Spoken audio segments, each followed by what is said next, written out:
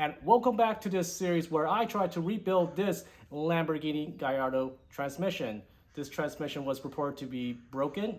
It did not shift under operating temperature, so I'm trying to figure out how to rebuild this as for my own education and as well as trying to salvage this and figure out what went wrong and is it possible to fix this transmission. So last time, to remind you all, what I did was I was able to take off both input and output shafts out of the transmission housing. So next I'm going to show you how to take off the sandwich plate or bearing housing out of these two shafts here.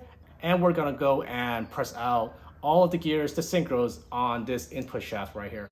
So managed to take out the two nuts here as well as this big nut here on the output shaft. This was actually peen as well. So I would say just get your engine stand, try to hold this down on this engine stand, and then recommend you get a breaker bar and as well as a cheater bar to give you enough leverage to get this nut out as well as these nuts. And yes, these nuts here are also thread locked. So you're going to need to give it some extra oomph to get these nuts off. One thing that I also need to mention is that these two shift forks need to go down. They need to lock down here towards away from the sandwich plate here in order to lock the two shafts here so you have enough leverage to take off these nuts. All right, next step is to take off this transfer gear here or spur gear with a puller. I'm just gonna go in and crank this down and then I should be able to pull off this gear here. So I was able to pull out that first gear along with the two races that go onto here. The next step is to take out this last gear here, this last transfer gear here. And what you need to do, start off here, go underneath the gear here, and then carefully just pry it out. And you pry it up until you are able to get enough height so you can snake the jaws here on your gear puller, and then you'll be able to continue pulling out this gear. So final stage to separate the sandwich plate from the two drive shafts is to pull this out using bearing pullers. So you're gonna have to get one of these bearing pullers here. Actually two, you're gonna need two.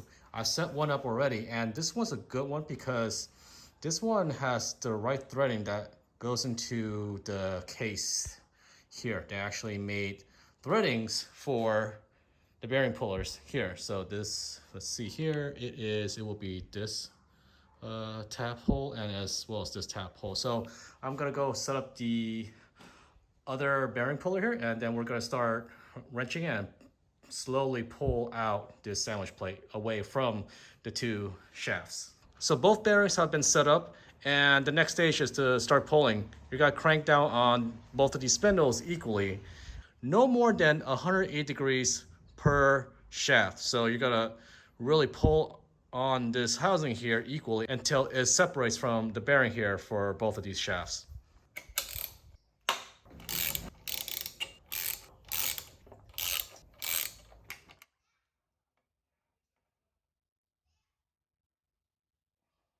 So the next step is to take each drive shaft and start taking out the gears and the bearings. And after that, we're going to start inspecting all the gears and all of the synchros and start figuring out if anything is wrong with these gears and shafts mechanically. I took off the output shaft here, so now I can only focus on the input shaft. And in order to start getting off all the gears and pressing them out, I need to separate this shift fork. You need to take off the input shaft, lay it down, and then you'll be able to easily just take off the shift fork here. Here's the input shaft, and this side points towards the differential housing, towards the engine, and this side points towards the back of the transmission. The first step is to take off this fourth gear, this driving fourth gear right here, and it's really simple. Just take off this thrust washer here,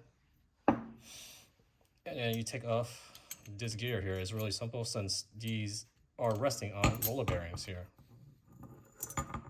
right here. And from there you could take off these synchros here, and this is the synchro for fourth gear. This is a double cone synchro. You see here, this is the blocker ring. This is the first cone, and this is the second cone, the inner cone. So outer cone and inner cone. And I'll go and inspect these in a later video to show you how you should inspect these and check for wear and tear. Now to continue, we actually need to press off this shift collar here off the shaft, and it's locked by this snap ring here. I've actually taken this off already, and it sits in the groove here. So you go and take your snap ring pliers, take this off, and then now you're ready to go and take this off using a press. Alternatively, you can also get a puller with a set of long jaws. These jaws are actually about 10.5 inches, so you have two options here. Okay, I'm going to show you how to use the long jaw method. First, I forgot to mention that you need to take off the shifting collar off here. You need to pop it open, and once you pop it open, you need to actually get a bag to catch all the synchro keys and the springs here, because otherwise they will fly off everywhere. What you need to do is you cover the collar with this bag, enclose it, and then pop it open like this, and then you'll be able to catch and contain these flying springs, and then you'll be able to collect them. So once we have that, we can now lock these jaws onto the synchro hub here, and then we'll be able to start pulling this out. All right, so I'm going to narrate. I just freed the synchro hub out, so I'm going to actually take off and then flip it down and put it down here, knowing full well that I'll be able to organize it in a way, because some of these thrust washers and bearings that you'll see me remove, they go in a certain way. This is, I believe, this is third gear now, the driven third gear synchro. Since this is riding on needle bearings, this is the third gear. Needle bearings for third gear.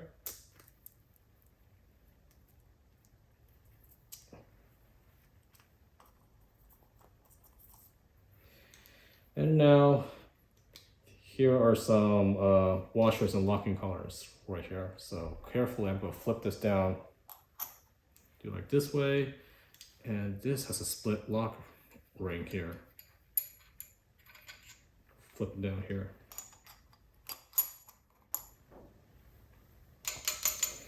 So now we are on, I believe, all right, I believe this is 6th gear. Needle bearings, 6th gear. Synchros for 6th gear. All right, now we are at the last synchro collar. Again, I need to get a bag, wrap this around, and pop everything out to remove this collar for 5th and 6th gear.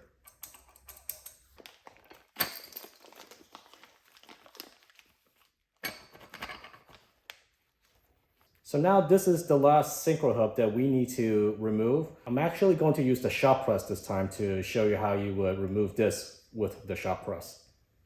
So here's how I've set up the shop press along with the input shafts here. I have 2 arbor plates here, and it's actually gonna push up against this 5th gear here. And since this is a freewheeling gear, it will actually push up this synchro hub here and press it out. And this is actually what the shop manual recommends, because there is actually very little clearance down here to get a jaw and pull this out. You can use a bearing splitter. However, I'm just going to use what the factory service manual suggests and push up against the freewheeling 5th gear wheel here.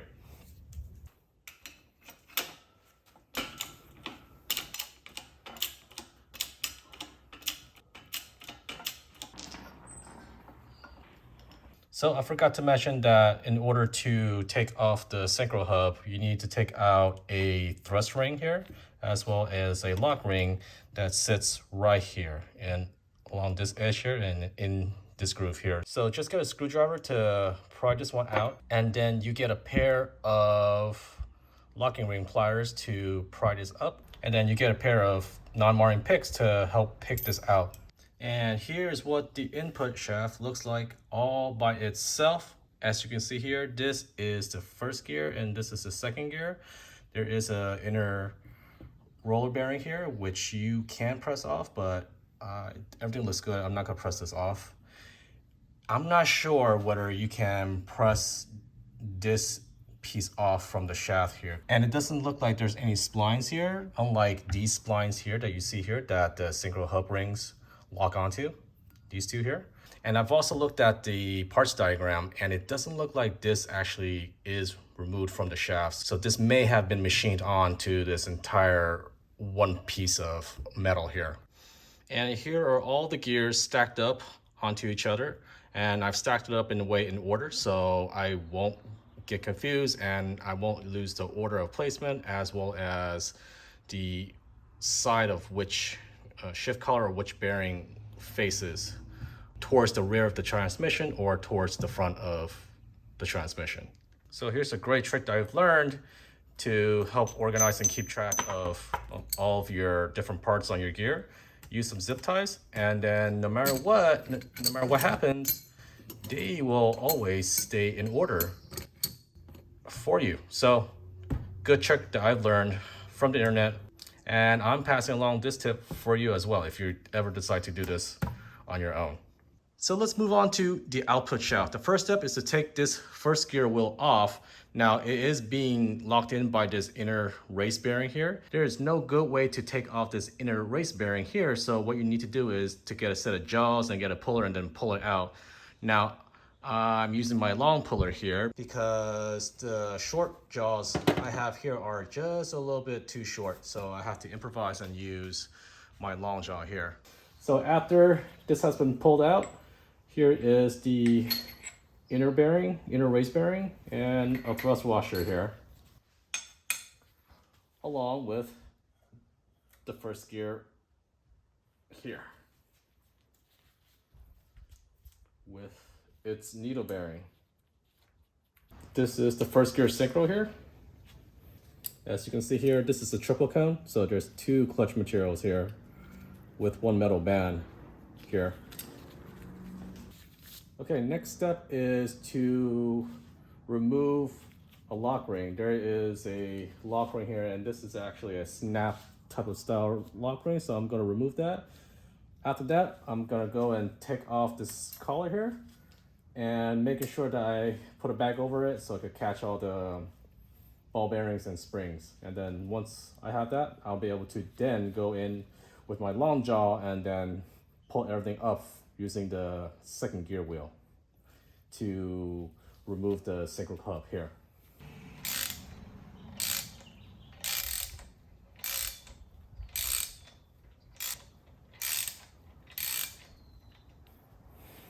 Here's the synchro hub.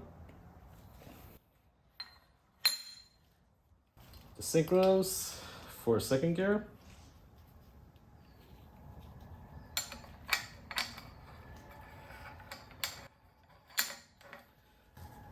As well as the driven second gear. And the needle bearing here. And there we have it. Here are both drive shafts disassembled, along with all the synchros and gears. I'm gonna go ahead and wash these parts in my ultrasonic cleaner. Once I have everything washed and cleaned, I could then finally inspect the synchros and the gears, and hopefully we'll find out what really happened to this transmission. As always, if you love this content, please like and subscribe. I would appreciate any support you can give to help me grow this channel. See you in the next video.